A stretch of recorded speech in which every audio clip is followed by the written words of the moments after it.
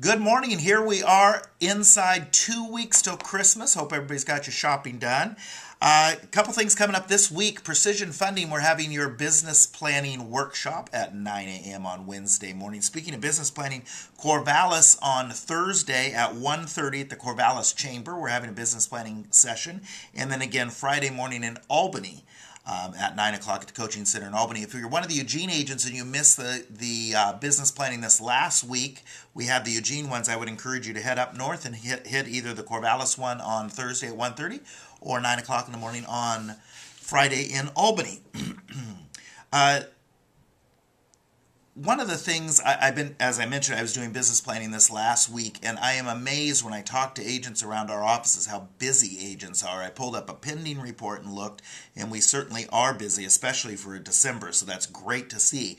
One of the things we're seeing in the stats, and you can see this on the stats that are attached to this Monday memo if you look at them each week, is that the months of inventory, or weeks of inventory, however you want to look at it, is coming down. So the inventory is down substantially from a year ago, and what that tells us is that people are soaking up the inventory that's available. So I actually heard a couple agents, and this is great to hear, especially in December, saying, I need listings. My listings have sold. I'm real low on listings. So make sure to take advantage. This season, a lot of your competitors, realtors from other offices, kind of hibernate for the holiday season.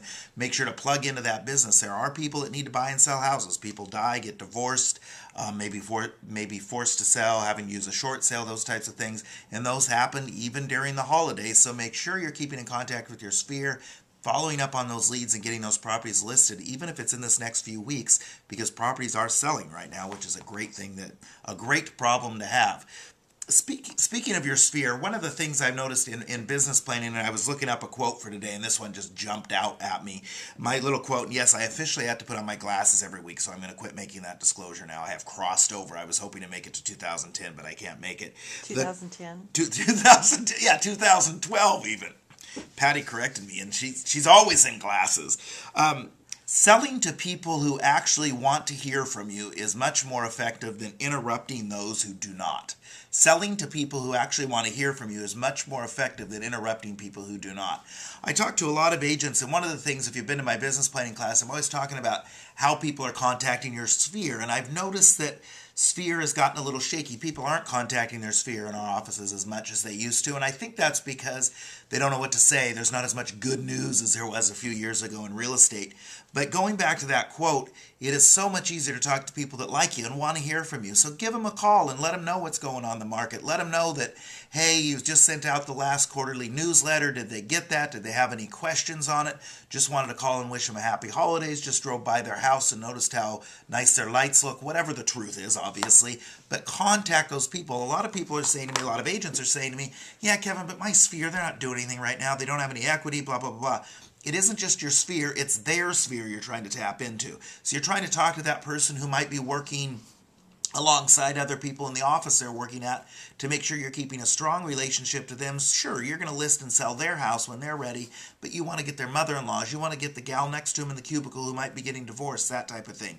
So make sure to keep in contact with your sphere. This is an easy time of year to do it. But don't disregard that first layer sphere as, oh, they're not buying or selling, because that's not true. They are. But secondly, their sphere is who we're really trying to tap into.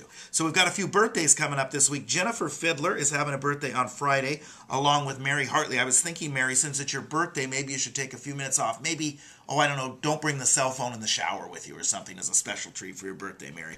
Mary's a workaholic, and we're trying to break her of that habit. Rob Brillen on Saturdays, getting a year older, up in the Albany office. Jennifer Fiddler's having a RE/MAX anniversary. My God, Jennifer, what a week for your birthday and your RE/MAX anniversary. You're going to have to take the week off to party.